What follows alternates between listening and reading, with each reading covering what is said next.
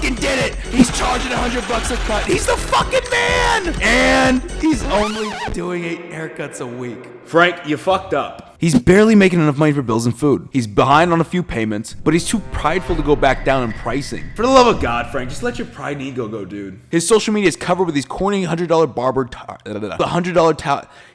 fucking A. His social media is covered with $100 barber tagline. Jesus fuck. His social media is covered with that corny $100 barber tagline bullshit. He's flexing those new t-shirts that say, I charge 100. He's just overall dumbass that's lost sight of the overall goal, to make more money. Alexander's been watching this whole time, shaking his head in disgust. Alexander isn't worried about the clout. He's not concerned with saying he charges X amount for a haircut so he can look cool. All he's focused on is being able to make more at the end of each month and level up his overall life. He doesn't want to be looking like he's made it on the outside, but behind closed doors, struggling like Frank is. To be honest, Frank is caught up with the facade of what success really is. Frank is under the impression that if you can fake enough people into thinking you're successful, that somehow you are. And he loves the attention. He just thinks if he puts the front up for long enough, nobody's gonna notice. No one will figure out that his business is suffering, that he hasn't gotten a new client in months, that he's balls deep with bills that he has no clue on how to fucking pay these damn things off. You see, Frank was just looking for outside validation. He never even took a deep look into his finances, ever. He just bought a new car because he thought it would match the brand of what a $100 barber looks like. He's going out on the weekends, paying for like these $1,000 steak dinners, yet he's only making $4K a month. Now, as crazy as that sounds, that is a real life situation that barbers live through. And look, the reality is just because you charge a high amount for a haircut does not mean you're a success. The car you drive doesn't mean you're a success. I mean, fucking hell, I still drive a fucking 2013 Toyota Corolla. Corolla gang!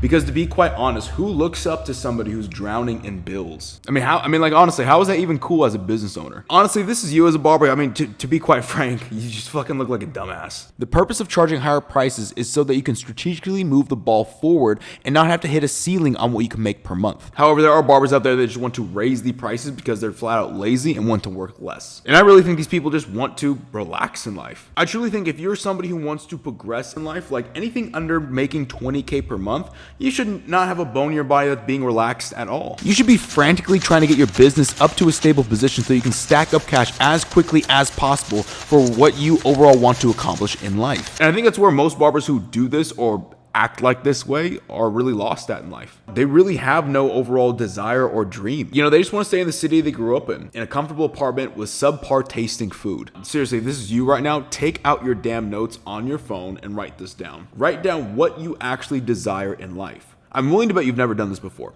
And if you have, it's been a fucking while since you've done it. Think about this, like what is the thing that you salivate over? Like what's the deep-rooted animalistic requirements and needs for you? You know, don't write down another superficial, self-righteous bullshit goal that you think sounds good to others and will make them like you. But like what's that life you've always wanted but felt ashamed of living? As silly as it sounds, you might want that lifestyle that like Drake portrays on like a music video or something. Hell, maybe it's like what the boy Andrew Tate like portrays online. Or maybe it's even something more than that. But you need that thing. Because that thing in life that will push you beyond your limits to realize that settling for charging $100 a cut and making only $4K per month is the most idiotic thing anyone can do. Yes, I'm getting pissed off about that because how the fuck can you do that? How? How, Sway? Because saying that you charge $100 for a haircut only for the clout and your life has not changed whatsoever makes absolutely zero sense. At that point, you're just comfortable, lazy,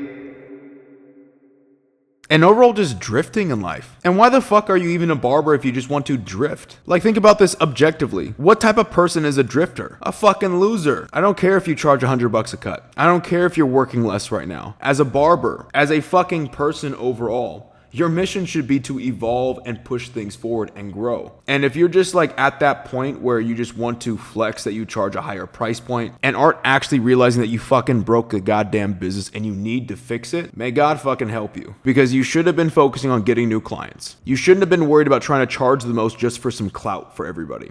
Because this is the barber industry. There's not really that much clout like that. And you should have been focused on actually changing your entire life dynamic and actually making a business move that will positively impact that properly.